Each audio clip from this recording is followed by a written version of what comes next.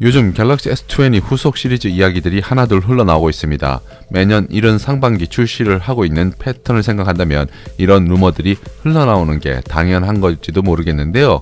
아무튼 우리나라 기업에서 내놓는 제품이니만큼 관심을 가지는 것은 당연합니다. 그런데 특이한 것은 이름이 갤럭시 S30가 아니라 갤럭시 S21이라고 대부분 부르고 있더라고요. 어떤 것이든 실제 출시가 되어봐야 알 수 있겠지만 오늘 영상에서는 현재 가장 통칭되어 불리고 있는 이름인 갤럭시 S20로 통일해서 돌아다니는 루머들을 설명드리도록 하겠습니다. 먼저 프로세서 관련한 소식들을 한번 정리를 해봤습니다. 현재 갤럭시 S21 시리즈는 삼성에서 본격적인 개발에 착수한 것으로 알려졌습니다. 하지만 가장 큰 혼란을 겪고 있는 것이 프로세서라고 하는데요. 아이스 유니버스 트윗 계정을 통해 알려진 것은 갤럭시 S21을 우리나라에서는 엑시노스 2100을 장착해 내놓을 것이지만 개발자들은 스냅드래곤 875를 사용하고 있다고 전해졌습니다. 이와 더불어 삼성전자의 테스터들은 엑시노스 990의 경우 스냅드래곤 865 대비해서 배터리 수명이 70% 정도에 불과해서 엑시노스 2100 탑재한 모델을 출시하는 데 있어 신중한 입장이라고 전해지고 있는데요. 이것은 배터리 영향만이 아닌 긱벤치 점수가 상대적으로 낮았던 것도 원인으로 꼽을 수 있을 것 같습니다. 이는 최적화가 이루어지지 않은 것도 하나의 이유가 될 수 있다는 분석인데요. 긱벤치5 데이터베이스 자료에 따르면 X1 코어를 장착했음에도 엑시노스 2100은 싱글코어 1040점, 멀티코어 3107점을 기록했다고 알려졌는데요. 이것은 아이폰 12에 장착될 A14 바이오닉 칩셋의 싱글코어 1583점, 멀티코어 4198점에 비해서는 턱없이 낮은 수준이라고 합니다.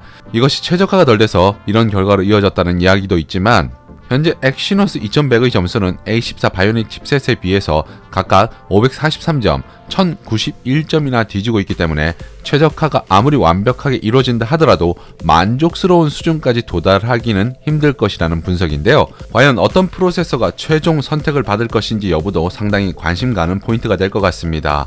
다음으로 카메라 관련 소식을 정리해보면 특징적이라고 할 만한 것은 삼성이 지난달 공개한 아이쇼셀 HM2 108만화소 메인 카메라가 포함된 펜타 카메라가 탑재될 것이라고 외신들은 전하고 있습니다. 이는 기존 제품보다 크기가 15% 정도 작아져서 카메라 모듈 높이를 10% 정도 줄일 수 있는 게 특징인데요. 안 그래도 갤럭시 노트 20 카툭티 때문에 신경 쓰이던 저에게는 상당히 반가운 소식으로 들려왔습니다. 이것은 단순히 갤럭시 S20에 장착하느냐 마느냐의 문제가 아니라 향후 스마트폰 카툭티 제거에도 큰 역할을 기대할 수 있지 않을까 조심스럽게 예상해봅니다. 갤럭시 S21 울트라에는 1080p 240fps, 4K 120fps, 8K 30fps 비디오 레코딩을 지원할 것이라고 하는데요. 이렇게 되면 본격적인 8K 시대로 접어드는 게 아닌가 싶은 생각도 가져보게 됩니다. 그 외 소식으로는 기존 120Hz 화면 주사율에서 144Hz 주사율을 지원하고 1440p 디스플레이가 탑재된다고 하고요. 5000mAh 배터리 용량과 65W 고속 충전도 지원할 것으로 예상됩니다. 배터리의 경우에는 중국의 ATL에서 공급할 것이라는 이야기도 들려오는데요.